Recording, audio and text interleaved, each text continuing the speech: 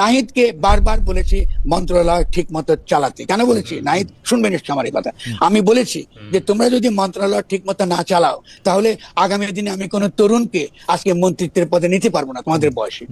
তোমরা গেছো, এত বড় সুযোগ পেয়েছো, এত বড় ঐতিহাসিক সুযোগ কেউ পায় না, কিন্তু তারা কেউই মন্ত্রণালয় ঠিক মতো পরিচালনা করে নাই। এটা আমি তো এখন পাবলিক অভিযোগটা তুললাম। আসিফ কোনো পরিচালনা করে নাই এবং তার বিরুদ্ধে এখন দুর্নীতির অভিযোগ এসেছে। এগুলো তো আমরা শুনতে চাইনি। আমরা যদি তারা মন্ত্রণালয় চালিয়ে তারা দেখাক যে তারা একটা মন্ত্রণালয় চালাতে সমর্থ। মাহফুজ চালায় না। মাহফুজ তার বন্ধুদেরকে যে কাজগুলো করবার তার কোনো কাজই সে করে না। সে সমস্ত গণমাধ্যমগুলো যাদেরকে দিয়েছে এই তার সময় সবগুলো আওয়ামী লীগের, সবগুলো আওয়ামী লীগের। তা আজকে আওয়ামী লীগ আসবার কথা সে বলতেছে কিসের বই, কোন মুখে?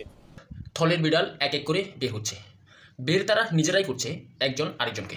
আমি এর আগেও বলেছিলাম তাদের দুর্নীতি এবং অপকর্মের খবর দুর্নীতি দমন কমিশনকে কষ্ট করে বের করতে হবে না, তারা নিজেরা একে অপরের দুর্নীতি এবং অপকর্মের কথা ফাঁস করবে।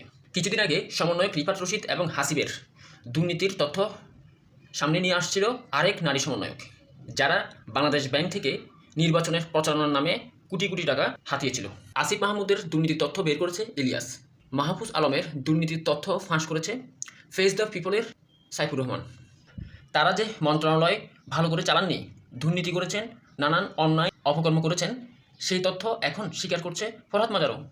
গণ অভ্যুত্থানের নামে তারা মূলত জাতির সাথে বেইমানি করেছে, নিজেদের আখের গুছিয়েছে, হাজার হাজার কোটি টাকা আত্মসাৎ করেছে, বিদেশে পাচার করেছে, মহান মুক্তিযোদ্ধাদেরকে অবমাননা করেছে, মুক্তিযুদ্ধের ইতিহাস মুছে ফেলার চেষ্টা করেছে। তারা এখানে থেমে থাকেনি, ডিপ স্টেটের সাথে হাত মিলিয়ে এই রাষ্ট্রকে মার্কিন যুক্তরাষ্ট্রের হাতে তুলে দিয়েছে। বাংলাদেশকে মার্কিন যুক্তরাষ্ট্রের গোলামে পরিণত করেছে তারা, শুধুমাত্র নিজেদের আখের গোছানোর জন্য, নিজেদের স্বার্থে এবং ক্ষমতার লোভে।